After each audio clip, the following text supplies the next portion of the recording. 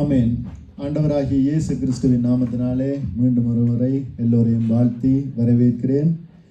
ஆண்டவர் தாமே எங்களோடு பேசுவாராக, எங்களை ஆசீர்வதிப்பாராக. வேதம் சொல்லுகிறது சாந்த குணமுள்ளவர்கள் பாக்கியவான்கள் என்று சொல்லி.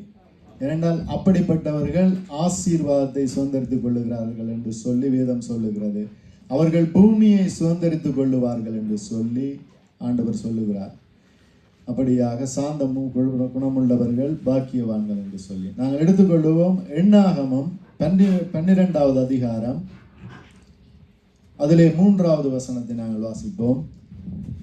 மோசேயானவன் பூமியில் உள்ள சகல மனிதரிலும் மிகுந்த சாந்த குணம் உள்ளவனாய் இருந்தான். ஆமேன். வேதம் சொல்லுகிறது, கர்த்தர் சொல்லுகிறார், மோசேயானவன் பூமியில் உள்ள சகல மனிதரிலும் மிகுந்த சாந்த குணமுள்ளவனாய் இருந்தான் என்று சொல்லி மோசேயை குறித்து கர்த்தர் இப்படியாக சாட்சி கொடுக்கிறார். அப்படியாக மோசே மூலமாய் தேவன் செய்த அதிசயங்கள் ஏராளமாக இருக்கிறது என்று பார்க்கிறோம். தேவனுடைய வீட்டில் எங்கும் உண்மையுள்ளவனாக மோசே இருந்தான் என்று சொல்லி தேவன் இப்படியாக சாட்சி கொடுக்கிறவராக இருந்தார். உண்மையுள்ள மனிதனை தேவன் ஆசீர்வதிக்கிறார் என்ற விதத்திலே அந்த மோசேயை ஆசீர்வதித்தார் என்று பார்க்கிறோம். பிரியமானவர்களே, இப்படியாக சாந்த குணமுள்ளவர்களை தேவன் ஆசீர்வதிக்கிறவராயிருக்கிறார். ஏனென்றால் இந்த வேதத்திலே அநேக பக்தர்கள் இப்படியாக சொல்லுகிறார்கள், சாந்த குணமுள்ளவர்களை தேவன் ஆசீர்வதிக்கிறார் என்று சொல்லி.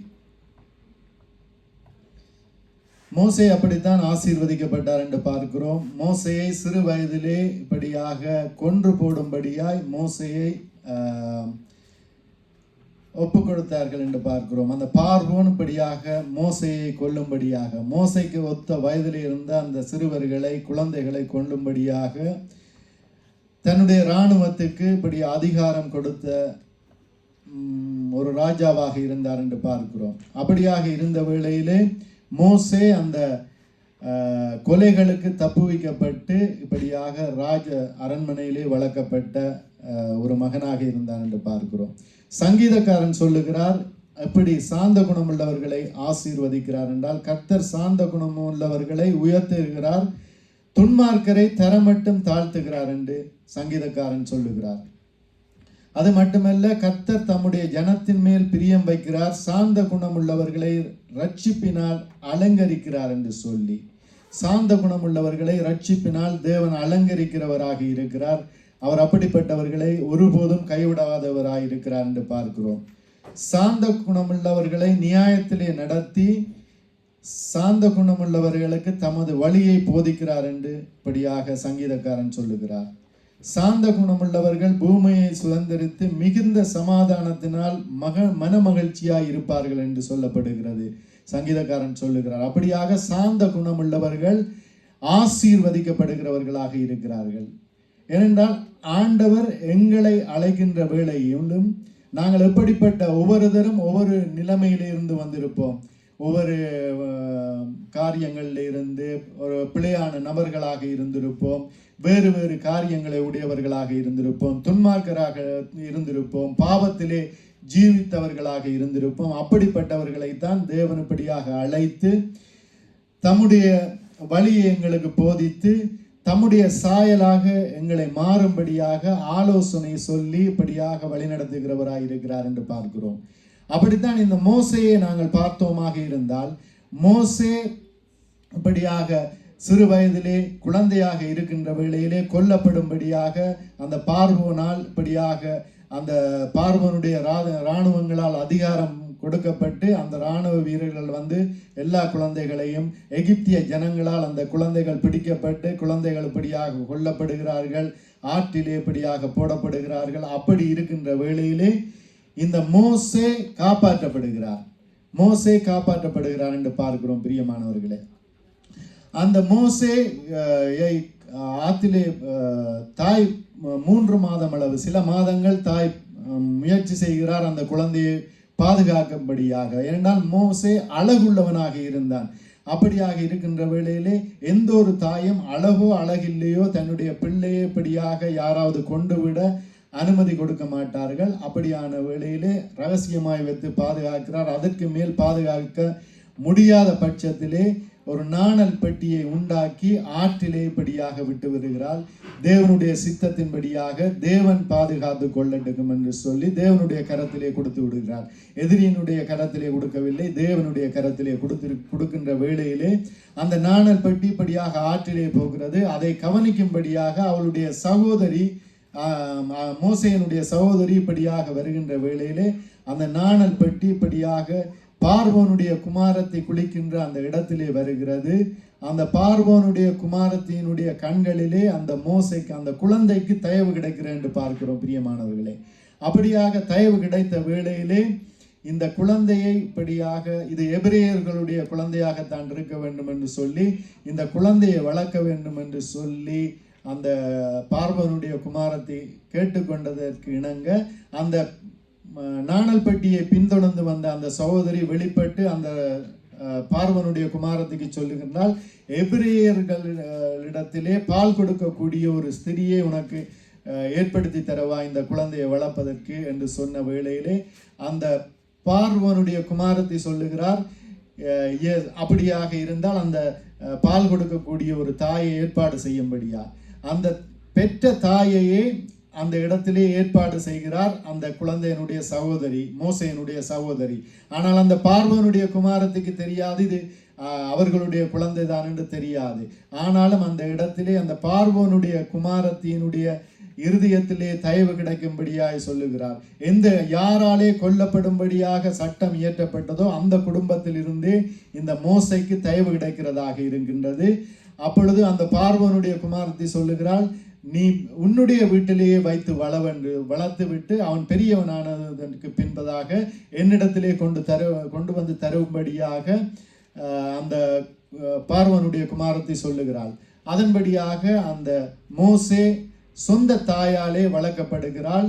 சொந்த தாய் என்று வெளிக்காட்டாமல் அந்த இடத்திலே வளர்த்து மோசைக்கு அந்த தாய் தான் தாய் என்பதை அந்த இடத்திலே வெளிக்காட்டி, இத்தனை குழந்தைகள் இறந்து கொண்டிருக்கின்ற வேளையிலே நீ மட்டும் எதற்காக காப்பாற்றப்பட்டாய், நீ மட்டும் எதற்காக இப்படியாக பார்வனுடைய அரண்மனையிலே வளர்க்கப்பட போகிறாய் என்பதற்கான அந்த உண்மையை இப்படியாக அந்த தாய் இப்படியாக மோசைக்கு சொல்லியிருக்க வேண்டும்.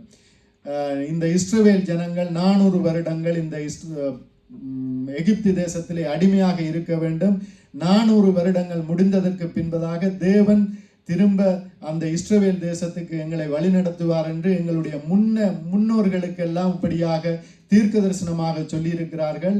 அந்த 400 வருஷம் முடிய போகின்ற காலமும் உன்னுடைய வயதும் இப்படியாக சரியாக இருக்கிறது.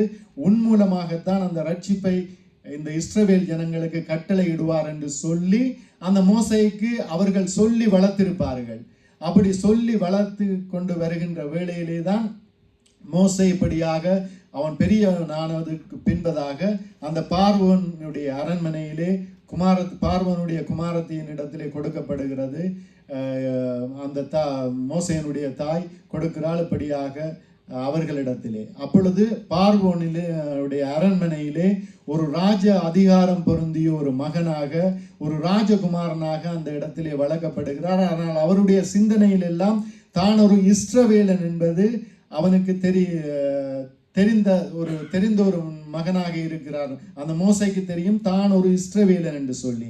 ஏனென்றால் அந்த ஸ்தேவான் தீர்க்க தரிசனம், ஸ்தேவானை கல்லெறிந்து கொல்ல போகிறார்கள் என்கின்ற வேளையிலே அந்த ஸ்தேவான் அதிலே அநேக தீர்க்க தரிசனங்களை சொல்லுகிறார்.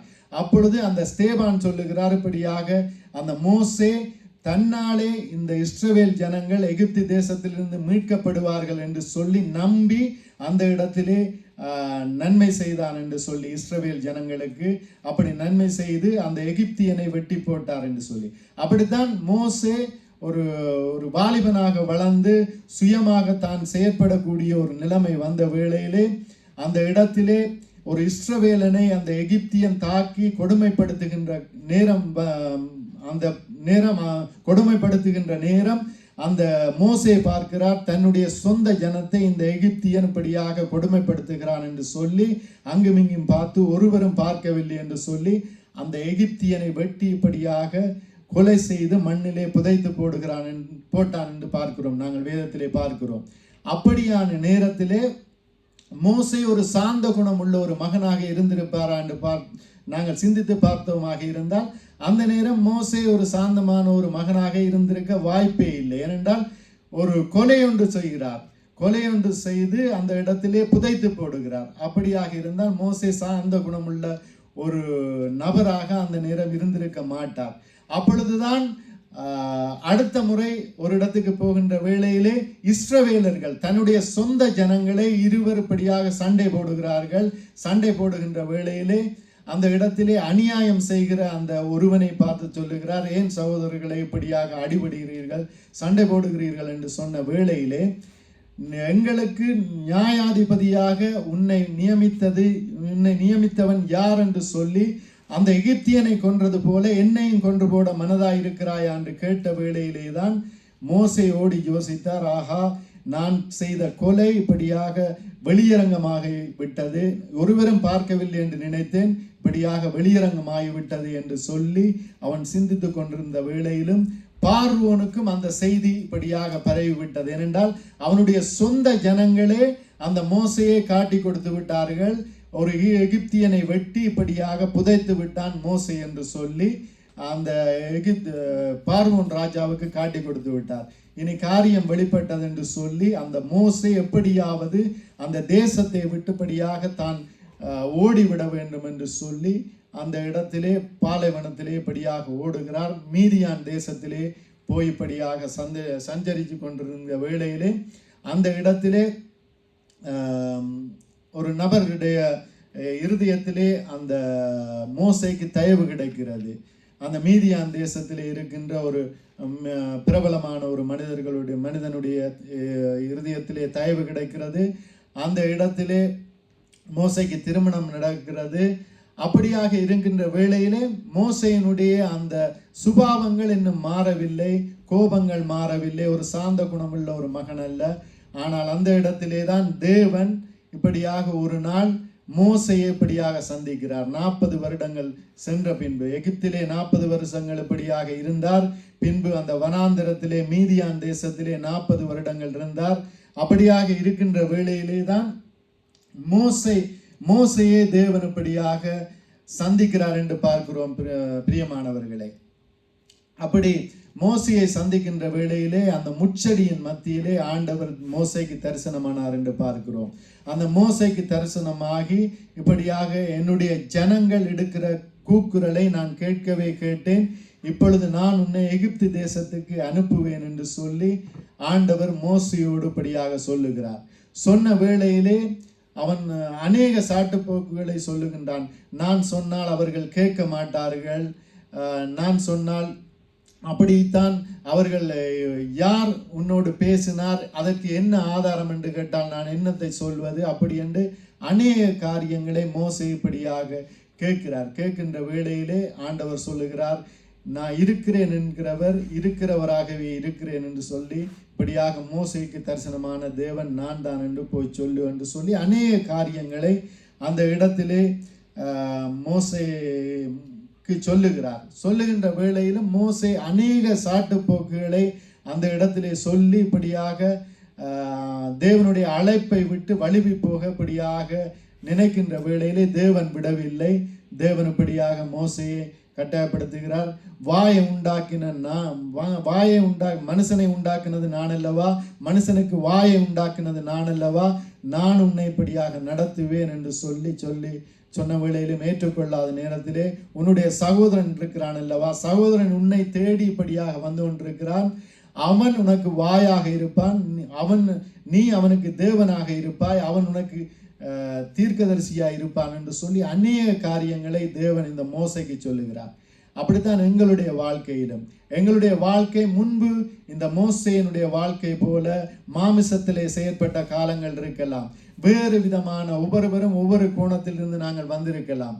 ஆனால் இந்த மோசைக்கு எப்படி அந்த முட்செடியிலே தேவன் தோன்றும் முன்பு ஒரு வாழ்க்கை இருந்தது, அது வேறு விதமான ஒரு வாழ்க்கை, அது சாந்த குணமாக உள்ள ஒரு மோசையாக அல்ல. ஆனால் இந்த மோசையை தேவன் முட்செடியிலே தோன்றி தேவனுப்படியாக முகமுகமாக பேசி இந்த மோசையை அழைத்ததற்கு பின்பதாக அது வேறு வித ஒரு வாழ்க்கையை இப்படியாக தேவன் மோசையை கொடுத்தார் என்று பார்க்கிறோம். அதற்கு பிறகு தேவன் மோசையை வழிநடத்துகிறார், இஸ்ரவேலுக்கு அழைத்து செல்லுகிறார், பார்வோனுக்கு முன்பதாக நிறுத்துகின்ற வேளையிலே தான் அந்த மோசே அந்த சாந்த குணத்தை இப்படியாக கற்றுக்கொண்டவனாக இருந்தான் என்று பார்க்கிறோம். வேதத்தின்படி அப்படியாகத்தான் எழுதப்பட்டிருக்கிறது பிரியமானவர்களே. அந்த மோசே அதற்கு பின்புதான் தேவன் எப்படிப்பட்டவர்களுடைய விண்ணப்பங்களை கேட்பார், எப்படி நடந்து கொண்டால் தேவன் ஆசீர்வாதங்களை ஒரு மனுஷனுக்கு கொடுக்கிறார் என்பதை அந்த மோசே இப்படியாக அறிந்து கொண்டார் என்று பார்க்கிறோம். அந்த 80 வயதானதுக்கு பின்பதாக நடந்த அந்த அனுபவங்களிலிருந்து கற்றுக்கொண்டார் என்று பார்க்கிறோம். அப்படித்தான் எங்களுடைய வாழ்க்கையிலும் எங்களை அழைத்த தேவன் கிறிஸ்துவுக்கு முன் எங்களுடைய வாழ்க்கை வேறு விதமாக இருந்திருக்கக்கூடும். கிறிஸ்துவுக்கு பின் இப்படியாக எங்களை அழைத்து பிதாகுமாரன் பரிசுத்த ஆவியானவரின் பேரிலே ஞானஸ்தானம் கொடுத்து இப்படியாக எங்களை சாட்சியாக வாழும்படியாக தேவன் அழைக்கிறார்.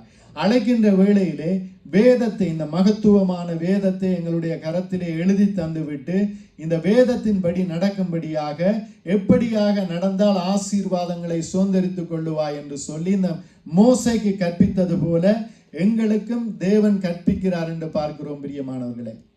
அப்படியாக, ஏனென்றால் சாந்த குணம் இல்லாதவர்களை தேவன் ஒருபோதும் ஆசீர்வதிக்க முடியாது. சாந்த குணம் உள்ளவர்கள் தான் இந்த பூமியை சுதந்திரித்துக் கொள்ள முடியும், தேவனால் அருளப்படுகிற பரலோக ராஜ்யத்தையும் சுதந்திரித்துக் கொள்ள முடியும் என்று இந்த வேதத்திலே சொல்லப்படுகிறது பிரியமானவர்களே. இந்த சாந்த குணமுள்ள அந்த மனுஷனே அந்த கானான் தேசத்தை சுதந்திரிக்க முடியாத ஒரு நிலைமைக்குள்ளே தள்ளப்பட்டான் என்று பார்க்கிறோம். இந்த பூமியிலே இந்த மோசையை போல ஒருவனும் இல்லை அப்படிப்பட்ட சாந்த குணமுள்ளவன் என்று சொல்லி, சாந்த குணமுள்ளவன் என்று சொல்லி எடுத்துக்காட்டு என்று ஒருவனை சொல்ல வேண்டும் என்றால் அது மோசேதான் முதலாவது நபராக இருக்கும் என்று இந்த வேதம் சொல்லுகிறது. அப்படிப்பட்ட மோசையே இப்படியாக கானான் தேசத்துக்குள்ளே பிரவேசிக்கவில்லை என்று சொல்லி நாங்கள் பார்க்கிறோம். எல்லாம் பழைய ஏற்பாடுகள் எல்லாம் எங்களுக்கு நிழலாட்டமாய் கொடுக்கப்பட்டிருக்கிறது. அதை நாங்கள் இப்படியாக பின்பற்றித்தான் ஆக வேண்டும்.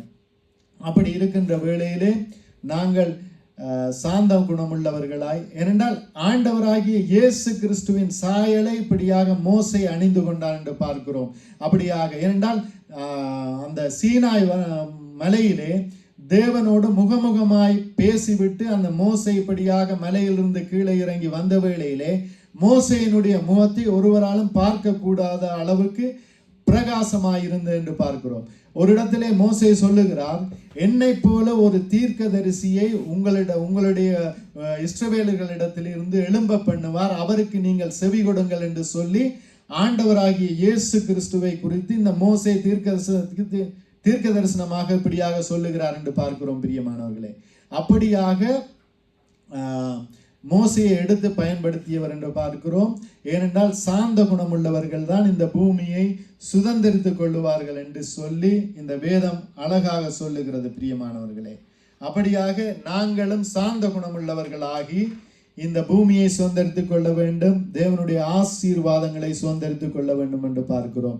ஏனென்றால் வார்த்தை சொல்லுகிறது, அனுதினமும் நாங்கள் மறுரூபம் அடைந்து இப்படியாக கிறிஸ்துவின் சாயலை நாங்கள் தரித்து கொள்ள வேண்டும் என்று சொல்லி இன்று நாங்கள் ஒவ்வொருவரும் எங்களுடைய சுபாவங்களை நாங்கள் நிதானித்து பார்த்தோமாக இருந்தால் அப்படியா நாங்கள் இருக்கிறோம் என்று சொல்லி எங்களை ஆராய்ந்து அறிந்திருக்க வேண்டும். ஏனென்றால் கிறிஸ்தவத்தின் முடிவே அந்த சாந்த குணமுள்ளவர்களாக நாங்கள் மாறுவதே கிறிஸ்தவத்தின் முடிவாக இருக்கிறது. சாந்த குணமுள்ளவர்கள் தான் பூமியை சுதந்திரித்துக் கொள்வார்கள். இந்த பூமியை சுதந்திரித்துக் கொள்வதற்கே அந்த தேவன் சொல்லிய அந்த சாந்த குணம் தேவை என்றால் பரலோகத்தை சுதந்திரித்துக் கொள்வதற்கு இன்னும் எவ்வளவு அதிகமாக அது முக்கியம் என்று நாங்கள் பார்க்கிறோம் பிரியமானவர்களே. இதிலே என்ன ஏற்கனவே ஆண்டவராகிய இயேசு கிறிஸ்துவை குறித்து இப்படியாக தீர்க்கதரிசனமாக சொல்லப்பட்ட வசனங்கள்ல, இதோ உன் ராஜா சாந்த குணமுள்ளவராய் கழுதையின் மேலும் கழுதை குட்டியாகிய மரியின் மேலும் ஏறிக்கொண்டு உன்னிடத்தில் வருகிறார் என்று சொல்லி தீர்க்கதரிசனமாக சொல்லப்படுகிறது. ஆண்டவராகிய இயேசு கிறிஸ்து சாந்த குணமுள்ளவராய் வந்தார் என்று பார்க்கிறோம். அந்த மோசே பூமியில் உள்ள எல்லோரை பார்க்கிலும் சாந்த குணமுள்ளவனாய் இருந்தான் என்று வேதம் சொல்லுகிறது. பிரியமானவர்களே, அப்படியாக எங்களுக்கு வழிகாட்டியாக வந்த ஆண்டவராகிய இயேசு கிறிஸ்து, அவர் தேவனாக இருந்து இப்படியாக தன்மை தாழ்த்தி இந்த பூமிக்கு வந்தார். ஏனென்றால் நாங்கள் நடக்க வேண்டிய வழியை எங்களுக்கு போதிக்கும்படியாய், இப்படியாக எங்களுக்கு வாழ்ந்து காட்டும்படியாய் வந்தவர். எப்படி வந்தாராம்? தாழ்மையின் ரூபம் எடுத்து, மனுஷ சாயலாகி தாழ்மையின் ரூபம் எடுத்து எங்களுக்கு வாழ்ந்து காட்டினார். இதோ உன் ராஜா சாந்த குணமுள்ளவராய் கழுதையின் மேலும் கழுதை குட்டியாகிய மரியின் மேலும் ஏறிக்கொண்டு உன்னிடத்தில் வருகிறார் என்று. யாரிடத்தில் வருகிறார்? எங்களிடத்திலே வருகிறார். எங்களிடத்திலே வந்து இந்த பொக்கிசமான சுவிசேஷத்தை எங்களுக்கு தந்தார் என்று பார்க்கிறோம். அப்படியாக இருக்கின்ற வேளையிலே நாங்கள் எங்களுடைய வாழ்க்கையிலே கட்டாயமாக சாந்த குணமுள்ளவர்களாக நாங்கள் மாற வேண்டும். நாங்கள் மாறி அந்த சாந்த குணத்தினாலே தேவன் எங்களை ஆசீர்வதிப்பதை வைத்து மற்றவர்கள் எங்களை குறித்து சாட்சி சொல்ல வேண்டும். இவனை தேவன் ஆசீர்வதிக்கிறார். காரணம் என்னென்றால் இவனுடைய சாந்த குணம். இவன் பொல்லாப்புக்கு பயந்துபடியாக பாவங்களை விட்டு விலகுகிறவன். அப்படியாக இருக்கிறது நிமித்தம் இவனை தேவன் ஆசீர்வதிக்கிறார். அது நிமித்தமாக இந்த ஆசீர்வாதம் தேவனால் இவனுக்கு கொடுக்கப்பட்டது. காரணம் இவன் சாந்த குணமுள்ள மனுஷன் என்று சொல்லி. இப்ப நாங்கள் ஒரு குடும்பத்திலே மனைவியாக இருக்கலாம், கணவனாக இருக்கலாம், பிள்ளைகளாக இருக்கலாம். அந்த இடத்திலே எங்களுடைய கணவனுக்கு மனைவி தன்னுடைய சாட்சி வாழ்க்கையை காட்டி வாழ வேண்டும். அதே போல கணவன் மனைவிக்கு இப்படியாக சாட்சி வாழ்வை காட்டி வாழ வேண்டும். அப்படி இருக்கின்ற வேளையிலே இப்ப உதாரணத்துக்கு கணவனும் மனைவியும் எதிரும் புதிருமாக இருந்தால் அதிலே யார் தங்களை தாழ்த்தி சாந்த குணம் உள்ளவர்களாக இருந்து தேவனுடைய வார்த்தையை கேட்டு சகித்து இப்படியாக வாழுகிறார்களோ அவர்களை தேவன் ஆசீர்வதிப்பார். கணவனுக்கும் மனைவிக்கும் உள்ள வித்தியாசத்தை இப்படியாக தேவன் காட்டி, இப்ப உதாரணத்துக்கு கணவன் மனைவி இப்படியாக கீழ்ப்படிந்து தாழ்மை உள்ளவளாய் மாறி தேவனுடைய சொற்படி நடந்து இப்படியாக அந்த ஆசீர்வாதங்களை சுதந்திரித்துக் கொள்ளுகின்ற வேளையிலே ஒரு கால பகுதியிலே கணவன் நின்று நிதானித்து யோசிப்பார். மனைவினுடைய கீழ்ப்படிவு, மனைவினுடைய பரிசுத்தம், மனைவினுடைய பொறுமை, மனைவினுடைய சாட்சி வாழ்க்கை இப்படியாக அவளை ஆசீர்வதித்திருக்கிறது. அதன் நிமித்தமாக நானும் அதை பின்பற்றி நானும் இப்படியாக வேதம் சொல்லுகிறதுபடி நான் அந்த வார்த்தைகளை கேட்டு கீழ்ப்படிந்து ஆசீர்வாதத்தை சுதந்திரித்துக் கொள்ளுவேன் என்று சொல்லி அந்த கணவன் முடிவு செய்து இப்படியாக ஆசீர்வாதத்தை சுதந்திரித்துக் கொள்வார். அப்படித்தான் கணவனும் கீழ்ப்படுகிற ஒரு கணவனாக இருந்து மனைவி கீழ்ப்படியாதவளாக இருந்தால் அந்த கணவனுடைய கீழ்ப்படிவு, கணவனுடைய சாட்சி வாழ்வு, சாந்தம், நற்குணங்களை பார்த்து தேவன் கணவனை ஆசீர்வதிப்பார். அப்படியாக இருக்கின்ற வேளையில பிள்ளைகளும் அதை பார்த்துபடியாக தேவனை பின்தொடர்ந்து ஆசீர்வாதங்களை பெறுவார்கள் என்று பார்க்கிறோம். ஒருவரையும் நாங்கள் அதிகாரத்தினால் அடக்கி வைக்க முடியாது, உரத்த குரலினால் அடக்கி வைக்க முடியாது. உரத்த குரலினாலோ அதிகாரத்தினாலோ தேவனுடைய பாதையிலே ஒருவரையும் நடத்த முடியாது. அப்படி நாங்கள் எங்களுடைய கீழ்ப்படிதலினாலும் எங்களுடைய தாழ்மையினாலும் இப்படியாக நாங்கள் மற்றவர்களை தேவனுடைய பாதையிலே வழி நடத்தலாம். ஏனென்றால் வேதம் சொல்லுகிறது, இதோ புறப்பட்டு போய் சகல ஜாதிகளுக்கும் சுவிசேஷம் சொல்லுங்கள், உலகத்தின் முடிவு பரியந்தம் நீங்கள் சாட்சிகளாயிருங்கள், சாட்சிகளாயிருங்கள் என்றுதான் சொன்னார். ஏனென்றால் எங்களை பார்க்கிறவர்கள் எங்களுடைய சாட்சியை பார்த்து தேவன் எங்களை ஆசீர்வதிக்கிறதை வைத்து இப்படியாக மற்றவர்களையும் தேவனுடைய பக்கம் இப்படியாக தேவன் இழுத்து கொள்ளுவார் என்று பார்க்கிறோம். ஏனென்றால் தேவன் அந்த ஒரு காரியத்தை தேவன் வீண் வார்த்தைகளால் அலம்பவில்லை. இதோ உலகத்தின் முடிவு பரியந்தம் நீங்கள் எனக்கு சாட்சிகளாயிருங்கள், பரிசுத்தமாயிருந்து சாட்சியை காத்துக்கொள்ளுங்கள், உண்மை உள்ளவனாயிருந்து சாட்சியை காத்துக்கொள்ளுங்கள், நற்குணசாலிகளாயிருந்து சாட்சியை காத்துக்கொள்ளுங்கள். அப்பொழுது உங்களை தேவன் ஆசீர்வதிப்பார். ஆசீர்வதிக்கிறதை புறஜாதிகள் பார்ப்பார்கள், எங்களை இப்படியாக கண்ணோக்கி கொண்டிருப்பவர்கள் பார்ப்பார்கள். பார்த்து எங்களை அவர்களும் தேவனை பின்பற்றுகிறவர்களாய் மாறுவார்கள். ஏனென்றால் இந்த தேவன் எங்களுக்கு தேவை என்று சொல்லி அவர்களும் தேவனை ஏற்றுக்கொள்வார்கள் என்று பார்க்கிறோம். பிரியமானவர்களே, அப்படியாக எங்களுடைய வாழ்க்கை தேவனுக்கு பிரியமாக இருந்து தேவனுடைய ஆசீர்வாதங்களை நாங்கள் சுதந்திரித்துக் கொள்ள வேண்டும். ஏனென்றால் தேவன் ஒருவரையும் வீணிலே அவர் வெறுப்பதும் இல்லை, வீணிலே அவர் ஆசீர்வதிப்பதும் இல்லை. ஏனென்றால் இந்த உலகத்திலே நல்லோர் மேலும் தீயோர் மேலும் மழையை வரிசிக்க பண்ணுகிற தேவன். அந்த மழை அது எல்லோருக்கும் பொழியும். இப்போ நாங்கள் தேவனுக்கு செவி கொடுத்தாலும் கெடுக்காட்டிலும் எங்களுக்கு ஒரு வேலை உண்டு, ஒரு எங்களுக்கு சாப்பிட உணவு உண்டு, எல்லாம் இருக்கும். ஆனால் விசேஷித்த ஆசீர்வாதங்கள், அப்படியான ஆசீர்வாதங்கள் தேவனுடைய வார்த்தைகளை கைக்கொள்ளுகிறவர்களுக்கு தான் வரும் என்று பார்க்கிறோம். அதான் ஒரு தேவனுடைய வார்த்தை சொல்லுகிறது, ஒருவன் பொன்னை பொருளை எல்லாம் இப்படியாக சேமித்து வைத்துவிட்டு தன்னுடைய ஆத்மாவை நோக்கி சொன்னானாம், என்னுடைய ஆத்மாவை உனக்கு வேண்டிய மட்டும் நான் சேர்த்து வைத்திருக்கிறேன், நீ அதை அடித்து புசி என்று சொல்லி. அப்பொழுது தேவன் கேட்டார், இன்று இரவு உன்னுடைய ஆத்மாவை நான் எடுத்துக்கொண்டால் உனக்கு என்ன நிலைமை என்று சொல்லி இப்படியாக தேவன் கேட்டார் என்று பார்க்கிறோம். பிரியமானவர்கள், அப்படித்தான் எங்களை நித்தியம் வரைக்கும் கொண்டு போகக்கூடிய ஒரு ஆசீர்வாதத்தை நாங்கள் பெற வேண்டுமாக இருந்தால் நாங்கள் நற்குணசாலிகளாக இப்படியாக இருக்க வேண்டும் என்று பார்க்கிறோம். பிரியமானவர்களே, சாந்த குணமுள்ளவர்களாக இருக்க வேண்டும். சாந்த குணமுள்ளவர்கள் பாக்கியவான்கள், அப்படிப்பட்டவர்கள் பூமியை சுதந்தரித்துக் கொள்ளுவார்கள் என்று இந்த வேதம் சொல்லுகிறது. பிரியமானவர்களே, உங்கள் சாந்த குணம் எல்லா மனுஷருக்கும் தெரிந்திருப்பதாக கர்த்தர் சமீபமாய் இருக்கிறார் என்று சொல்லப்படுகிறது.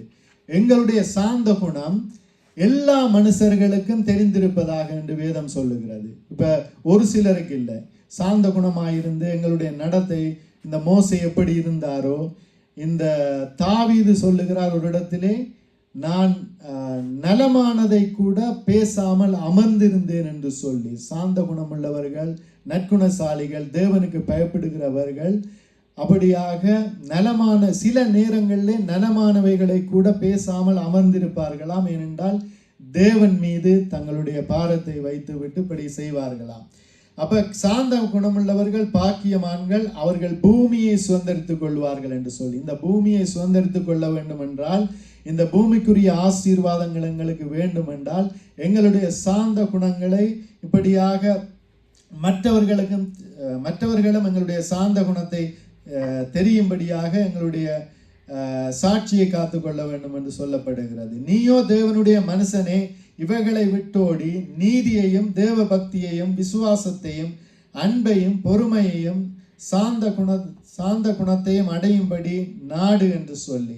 இதில் மேலே சொல்லப்பட்ட இடங்களில் எல்லாவற்றையும் அன்பையும் பொறுமையும் சொல்லப்பட்டு தேவ பக்தியை, நீதியை, விசுவாசத்தையும் சொல்லி சாந்த குணத்தையும் அடையும்படி நாடு என்று சொல்லப்படுகிறது. பிரியமானவர்களே, அப்படியாக இதில் பேதுரு அடிகளார் சொல்லுகிறார், வேலைக்காரரே அதிக பயத்துடனே உங்கள் எஜமானர்களுக்கு கீழ்ப்படியுங்கள், நல்லவர்களுக்கும் சாந்த குணமுள்ளவர்களுக்கும் மாத்திரமல்ல முரட்டு குணமுள்ளவர்களுக்கும் கீழ்ப்படிந்திருங்கள் என்று சொல்லி. ஒருவரோடும் எதிர்த்து நிற்க வேண்டாம் என்று சொல்லி, தீமையோடு எதிர்த்து நிற்க வேண்டாம் என்று இப்படியாக வேதம் சொல்லுகிறது. பிரியமானவர்களே, அப்படியாக நாங்கள் எப்பொழுதும் எங்களுடைய நல்நடத்தைகளை இப்படியாக மற்றவர்கள் காணும்படியாக நாங்கள் எங்களுடைய வாழ்க்கை இருக்க வேண்டும்.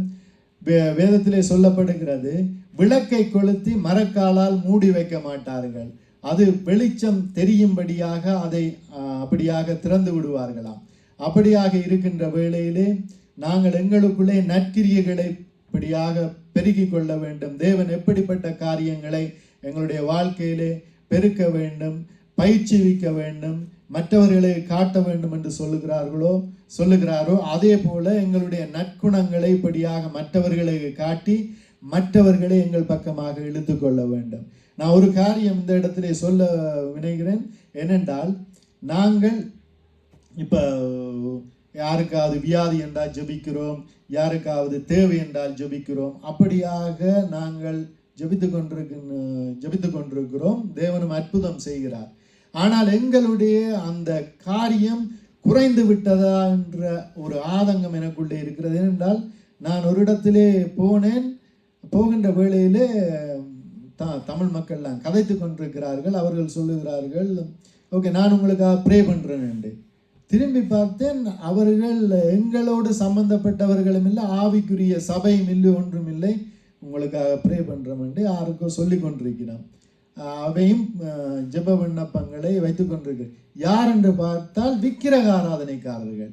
இன்று அவர்களுக்குள்ளே மற்றது அவர்களும் வீட்டு கூட்டம் போல இங்கு எல்லாம் நடத்தினோம்.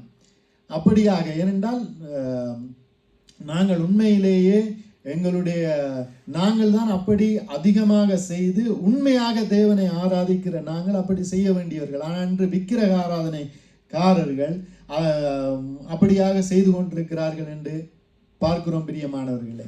ஏனென்றால் நாங்கள் இன்னும் அதிகமாக தேவனிடத்திலே வாஞ்சை உள்ளவர்களாக இருந்து எங்களுடைய நற்குணங்களை காட்டி பிற ஜனங்களை இப்படியாக இழுக்க வேண்டும். ஏனென்றால் சபைக்கு வந்தவர்கள் எல்லோரும் அப்படிப்பட்ட கூட்டத்துக்குள்ளே சென்று கொண்டிருக்கிறார்கள். ஆனால் அது முடிவல்ல. ஏனென்றால் வேதம் சொல்லுகிறது,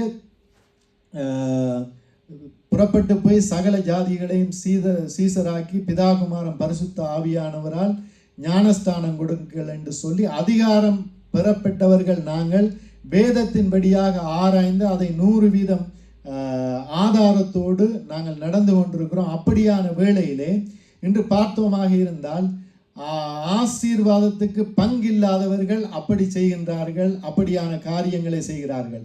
ஆசீர்வாதத்துக்கு 100% பங்காளிகளாக இருக்கின்ற நாங்கள், அனுதினமும் தேவன் எங்களோடு பேசி எச்சரித்து வழி நடத்துகிற நாங்கள் ஏனோ தானோ உண்டு எங்களுடைய சாட்சி வாழ்க்கையை மற்றவர்களுக்கு காட்டாமல் இப்படியாக நடந்து இப்படியாக நேரங்களை வீணடித்து கொண்டு இருந்தோமாக இருந்தால் எங்களுடைய தேவன் எங்களிடத்திலே கணக்கு கேட்பார். இப்பொழுது நாங்கள் இந்த உலகத்திலே ஜனங்கள் இருக்கிறார்கள், ஆனால் போட்டி பொறாமை இப்படியாக அநேக நீ பெரிதா நாம் பெரிதா என்று சொல்லி அப்படியான நிலைமையில் இருக்கிறார்கள். அது எங்களுடைய சபைக்குள்ளும் இருந்தால் அது ஒரு பரிதவிக்கக்கூடிய ஒரு நிலைமையாக இருக்கும் பிரியமானவர்களே. சபையிலே வருபவர்கள் எங்களுடைய சார்ந்த குணத்தை, இதில் அமர்ந்திருக்கிற ஒருவருடைய ஒரு வீண் பெருமை குணத்தையும் மற்றவர்கள் வெளியிலிருந்து வருபவர்கள் அறியக்கூடாது. வீண் பெருமை இருக்கக்கூடாது. வீண் பெருமை இருந்தால் வருகிறவர்கள் இங்கே நிலைத்திருக்க மாட்டார்கள், அவர்கள் ஓடி விடுவார்கள். ஆனால் எல்லோரும் அந்த ஆவிக்குரிய கனிகளால் நிறைந்தவர்களாக நாங்கள் வாழுகின்ற வேளையிலே எங்களுடைய குடும்பத்திலும் ஆசீர்வாதம் தங்கும், நிலையான ஆசீர்வாதம் தங்கும். அடிக்கடி நான் சொல்வது எங்களுடைய அஸ்திவாரத்தை நாங்கள் உறுதியாக கட்ட வேண்டும். அஸ்திவாரம் உறுதியாக இருந்தால் மேலே கட்டப்படுகிற வீடும் உறுதியாக இருக்கும் என்று பார்க்கிறோம்.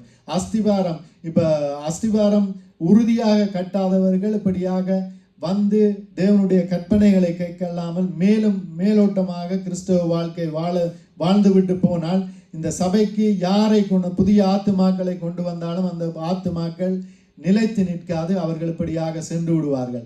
ஆனால் எங்களுடைய அஸ்திவாரத்தை உறுதியாக போட்டு போட்டி பொறாமை இல்லாமல் இப்படியாக எந்த ஒரு பிசாசின்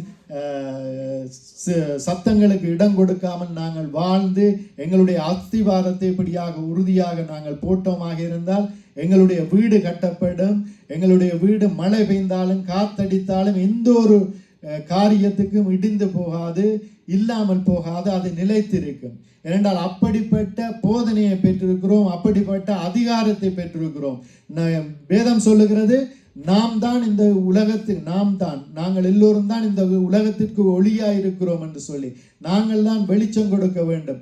எங்களை சொல்லப்படுகிறது மலை மேல் உள்ள பட்டணம் மறைந்திருக்க மாட்டாது என்று சொல்லி மலை மேல் உள்ள பட்டணம் போல நாங்கள் மாற வேண்டும்.